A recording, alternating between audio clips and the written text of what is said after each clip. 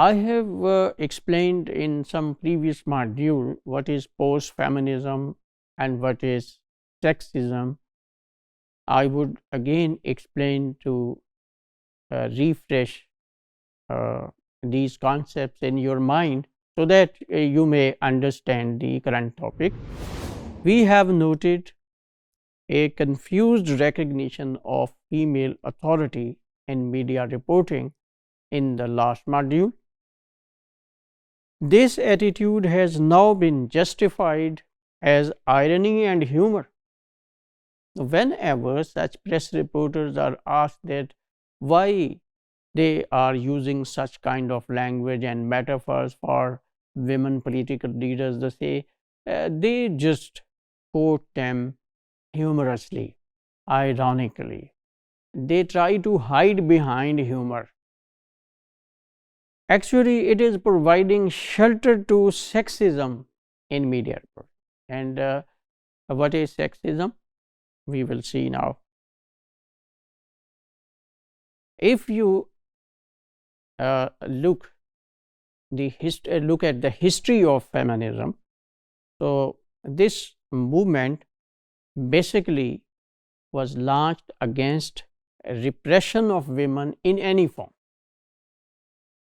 It has passed through waves or stages, which are known as first wave feminism, second wave feminism, third wave feminism. Very briefly, first wave matured in 19th century, started in 18th century, but it was matured in 19th century, focusing on repression and equal rights. This was the focus during this stage: repression, oppression, and second thing was equal rights for women. In second wave, which emerged in the middle of 20th century, the focus was on victimization at hands of patriarchy. Now see, in every wave the focus goes on shifting.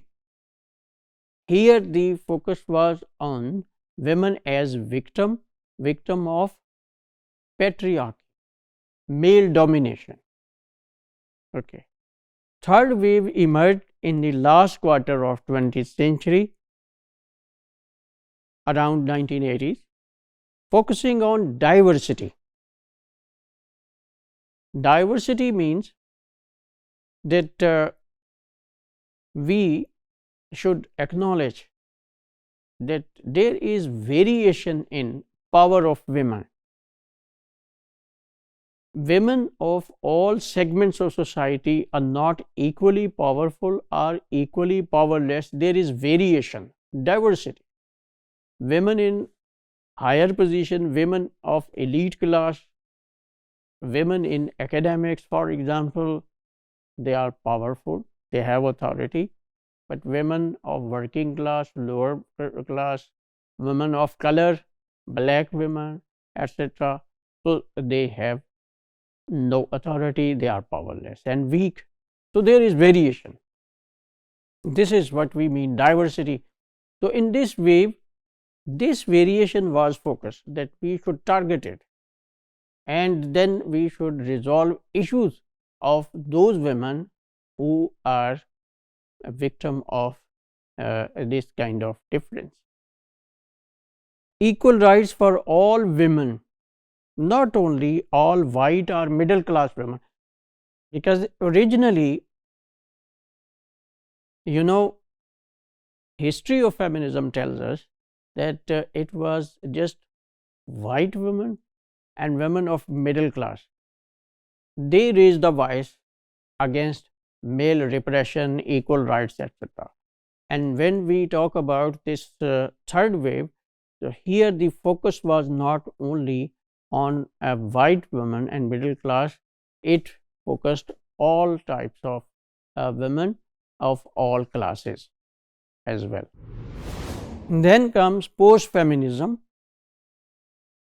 Post-feminism is media-based feminism.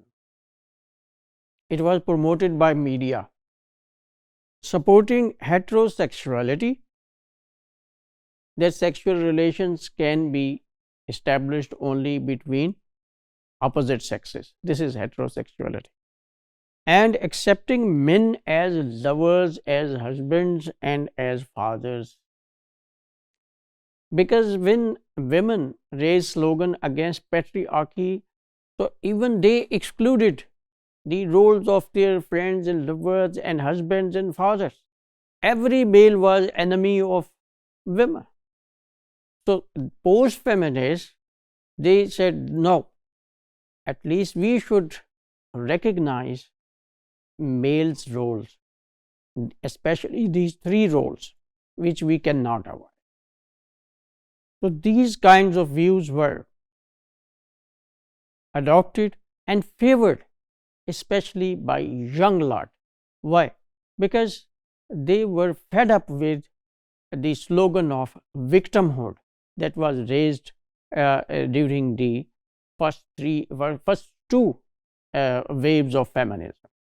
So instead of that, they said that why should we think ourselves as opponent of males? We should accommodate them. This is called post-feminism. And sexism means discrimination on the basis of sex. This is called sexism. Now, language that promotes discrimination, we call it language, sexist language. The overview of feminism, its history, and having known the meaning of these terms, sexism and language sexism, now we come to our major theme of this module. Post-feminists believe that feminism is gone. So, in fact, its the title shows it is post-feminism, after feminism. So that's why their thrust, their main emphasis was departure from feminist points of view, especially the idea of victimhood, as I explained earlier. So they said these ideas that woman is victim and male represses them, and there is discrimination in society against women. So we are fed up with it. If so, sexism, definitely that was a result of such kind of difference and repression. So they say that there is no need of discussing sexism. It is also irrelevant. So media reporters can use sexist language with liberty. And the benefit of this kind of attitude, that we should not mind any kind of language sexism, it went to media reporters. They used it to degrade and to make fun of women. For example, even in their reports, they use terms like battle axes. Women are old and they are always ready for fighting. So such kind of terms were used for women. They think what people take as sexist language, they means post-feminist. Post-feminists think what people take as sexist language, it is just ironic reporting of female activities. The post-feminists and the media reporters, which actually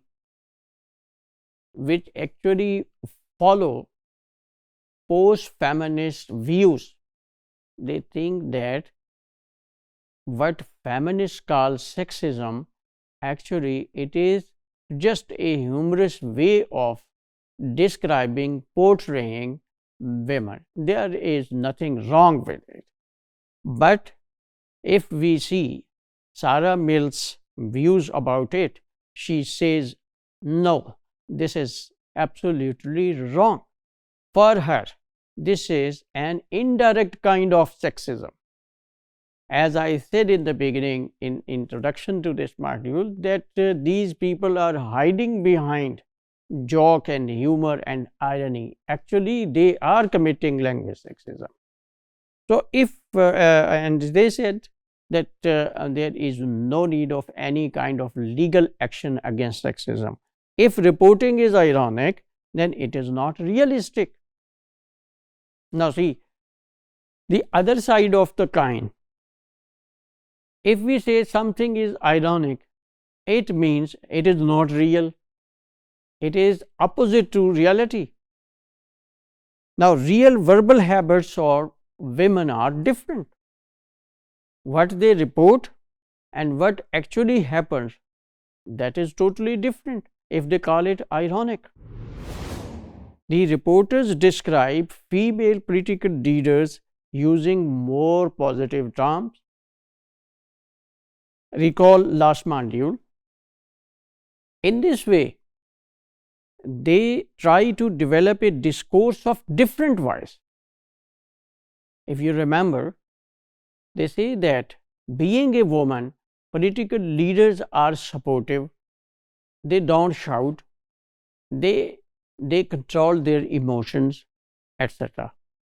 Now, they mention them by using these positive terms.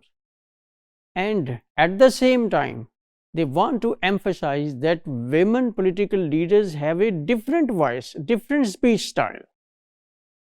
But actually, we know there is no difference in communicative styles of men and women. There is no such thing that we call different voice, or these people call different voice. Same applies to political speakers. There is no specific men's style of speech or specific women's style of speech. Very early in the course, we have rejected this point of view.